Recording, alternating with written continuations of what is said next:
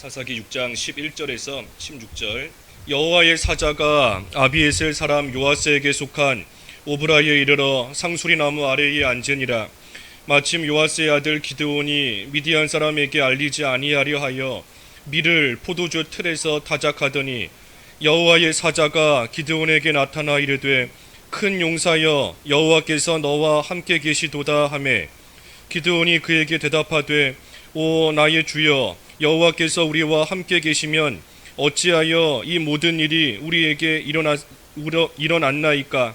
또 우리 조상들이 일찍이 우리에게 이르기를 여호와께서 우리를 애굽에서 올라오게 하신 것이 아니냐 한 그 모든 이적이 어디 있나이까.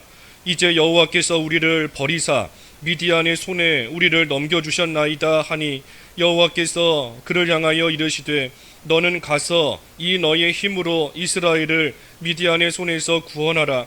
내가 너를 보낸 것이 아니냐 하시니라. 그러나 기드온이 그에게 대답하되 오 주여 내가 무엇으로 이스라엘을 구원하리이까.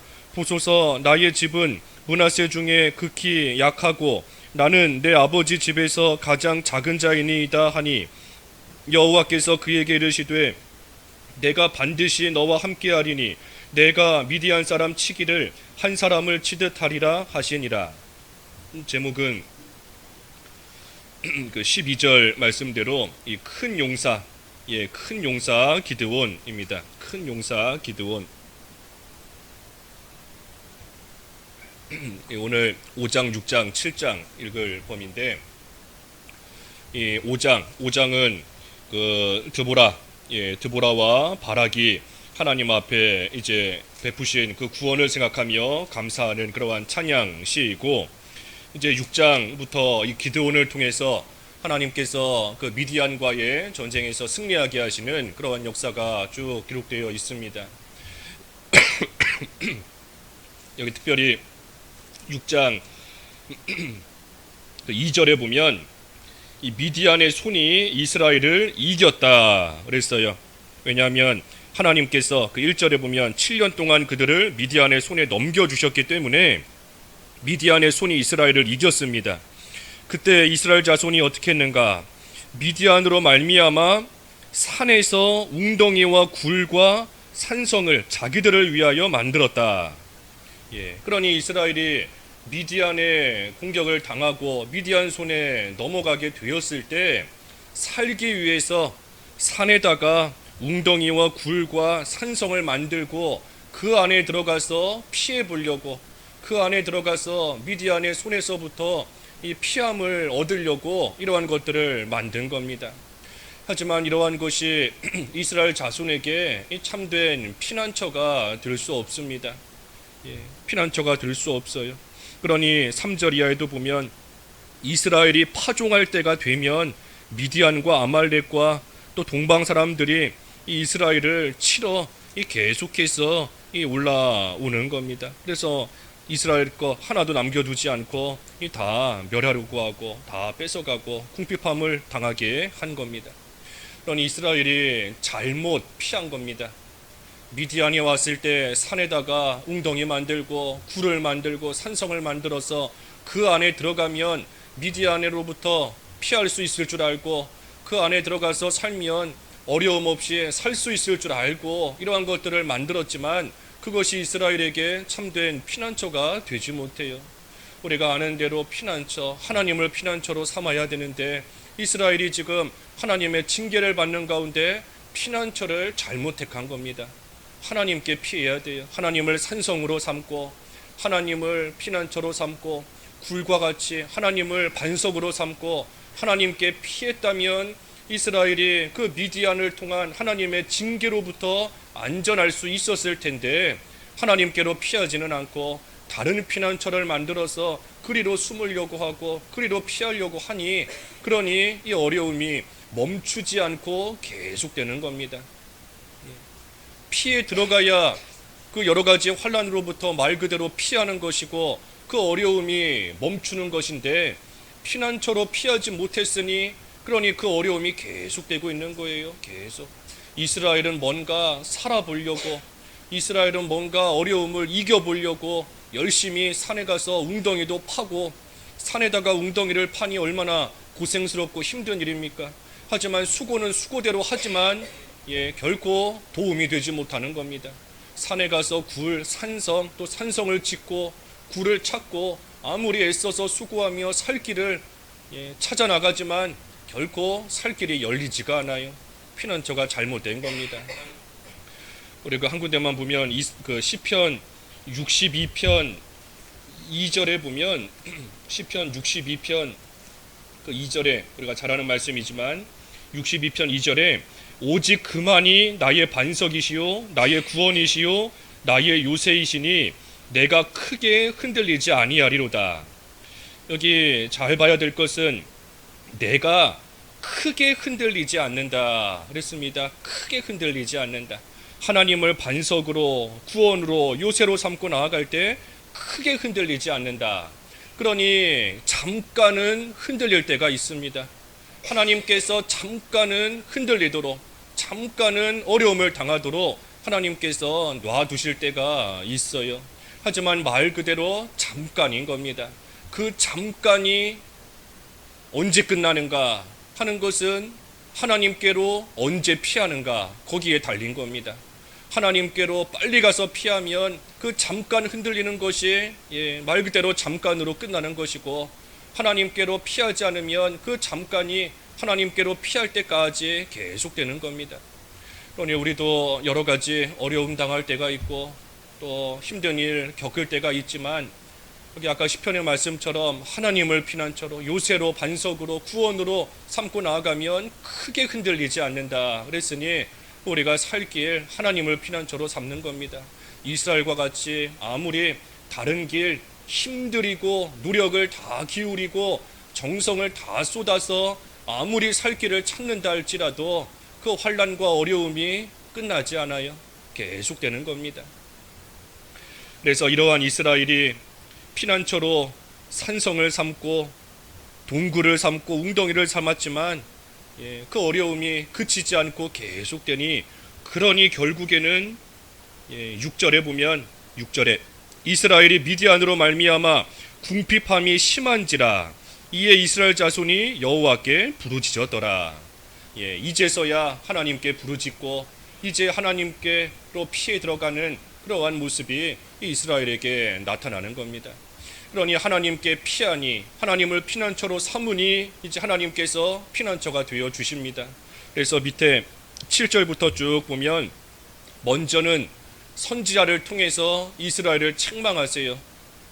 하나님께로 피해 들어오려고 하는 이스라엘을 하나님께서 먼저 책망하시는 겁니다. 왜 책망하시는가? 그저 궁핍함 가운데 하나님께만 도와달라고 부르짖는 것으로서 끝나는 것이 아니라 뭐를 잘못했는지, 뭐 때문에 지금 징계를 받는지를 알고 회개해야 온전히 하나님께 피할 수 있으니, 그러니 하나님께서 그들을 책망하셔서 그들의 잘못을 먼저 깨달아 알게 하시는 겁니다. 그러니 이스라엘이 어려움 가운데 그저 하나님께 살려주십시오, 하나님 도와주십시오 하고 하나님께 부르짖는다고 해서 하나님께로 진정 피하는 것이 아닙니다. 이들이 지금 죄 때문에 징계받고 있는 것이니 하나님 앞에 회개해야 하나님께로 진정 피하는 거예요. 그러니 하나님께서 회개하게끔 먼저 이들을 책망하셔서 그들의 죄를 깨달아 알게 하십니다. 그 책망하시는 내용이 뭔가? 여기 10절에 보면 10절에 하나님께서 이스라엘을 애굽에서부터 건지시고 지금까지 인도해 주셨지만 10절 하반절에 보면 내 목소리를 듣지 아니하였느니라. 그러니 책망의 내용이 뭔가? 하나님께서 지금까지 은혜를 베풀어 주셨지만 하나님의 목소리를 듣지 않았다. 그게 지금 이스라엘을 책망하는, 다시 말해 이스라엘이 짓고 있는 그러한 회개해야 될 죄의 내용인 겁니다.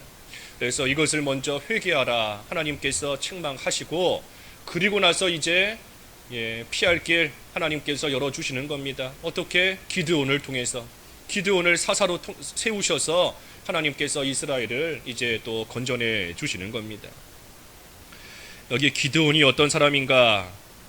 기드온 몇 절인가요?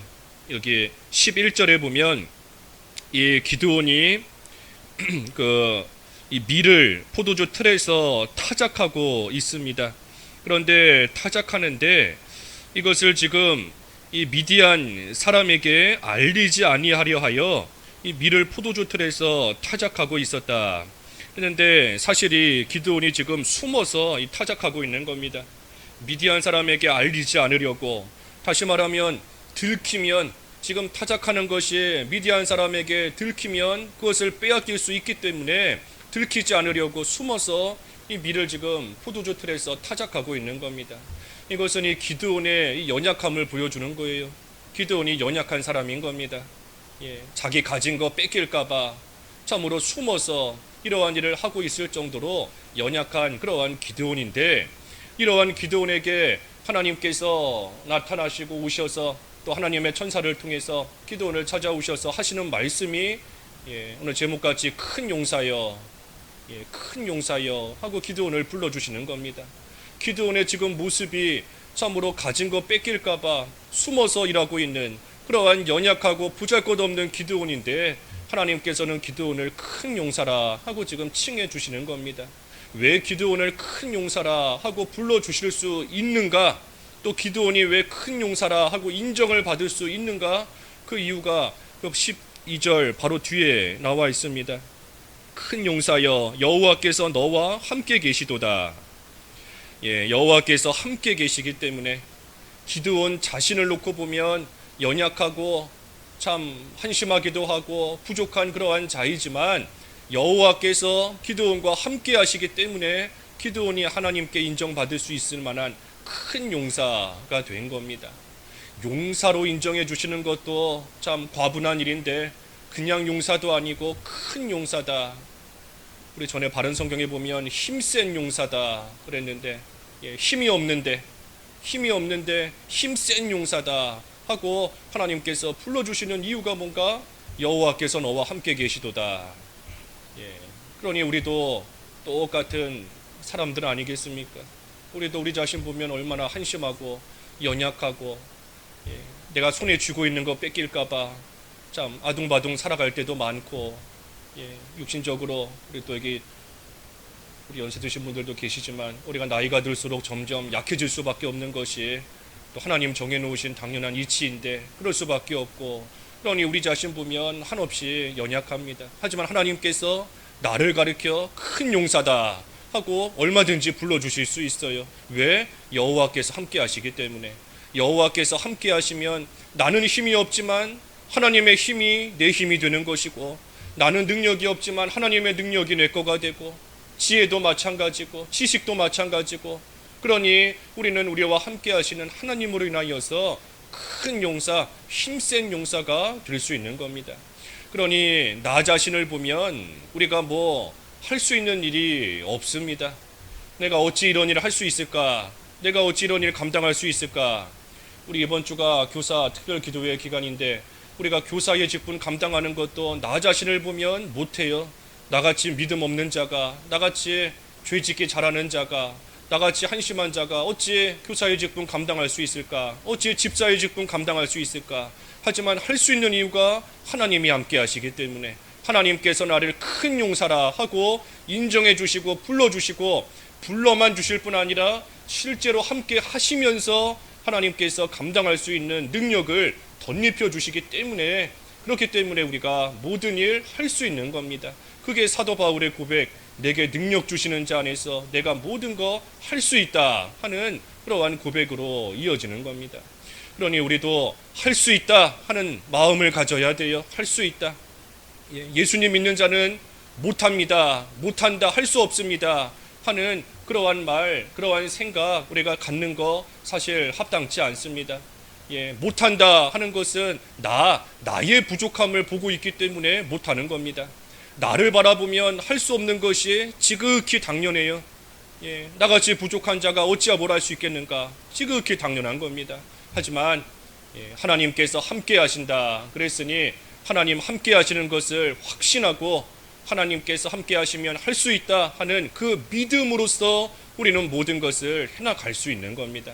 그러니 할 수 없다, 못한다 하는 생각 우리가 버려야 돼요. 우리는 부족하고 나는 한심하지만 그래도 기드온처럼 하나님께서 함께 하시는 이상 하나님이 주시는 능력으로 해나갈 수 있다 하는 그러한 생각을 우리가 잘 가지고, 그게 믿음을 쓰는 겁니다. 그게 믿음 쓰는 거예요.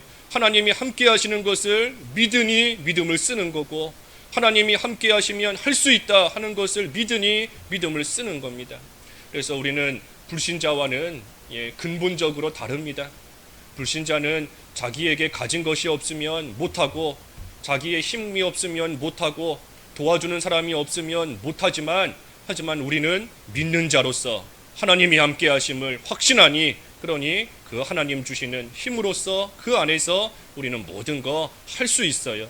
그래서 우리가 오늘 하루도 우리와 함께 하시는 하나님 의지하면서 우리에게 각자에게 주신 일들 우리가 힘있게 잘 감당하고, 특별히 오늘 하루도 악한 마귀가 여러 가지 모양으로 우리를 흔들겠지만 그때에도 나는 하나님이 함께 하시는 용사임을 알고, 큰 용사임을 알고 또 마귀와의 싸움에서 싸워 이기는 그러한 또 귀한 하루 되어야 되겠습니다. 여기 12절 이하 말씀도 참 귀한 말씀들인데, 지금 다 증거하지는 못하고 우리 오늘 읽을 범위니까 좀 집중해서 잘 읽어보세요. 하나님께서 기드온을 어떻게 쓰시는가? 기드온이 하나님이 우리와 함께 하시면 우리가 이런 어려움 당하겠습니까? 하고 반문합니다.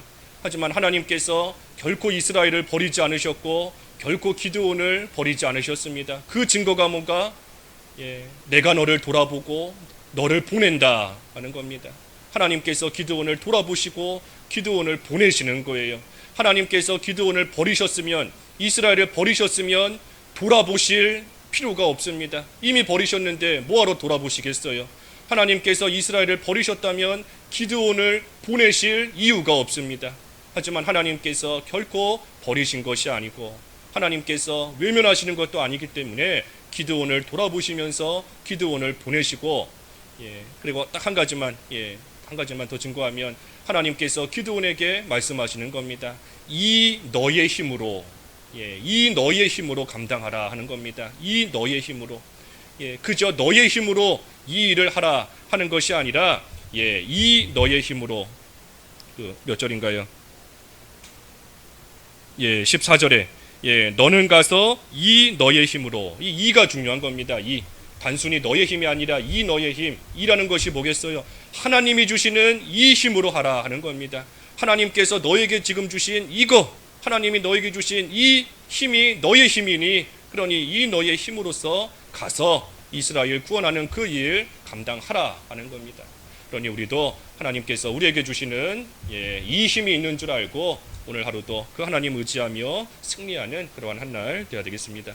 기도하겠습니다.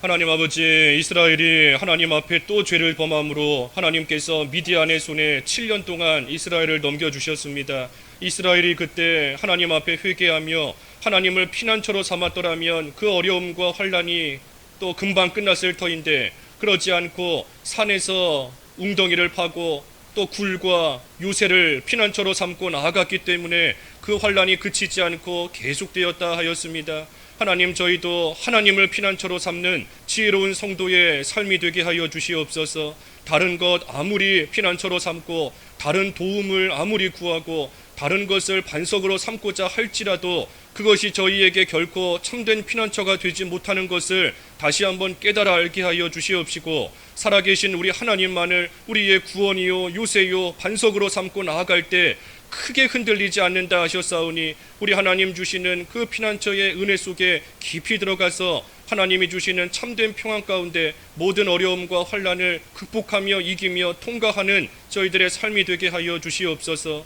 특별히 기드온 심히 연약한 자이지만 하나님께서 함께 하심으로 큰 용사가 되게 하셨사오니, 저희들도 참 연약하고 무능하고 무지하고 한심할 때가 많지만 우리 하나님이 함께 하시면 기드온과 같이 큰 용사가 되어서 하나님이 주시는 이 너의 힘으로 그 모든 것을 이기며 승리하게 될 줄을 믿사오니, 오늘 한 날도 저희들에게 힘을 더하여 주시옵시고 우리와 함께 하시는 하나님과 저희도 동행함으로써 오늘 하루 만나는 모든 일들 넉넉히 이기며 승리하는 하루 될 수 있게 하여 주시옵소서. 예수님의 이름으로 기도하옵나이다. 아멘.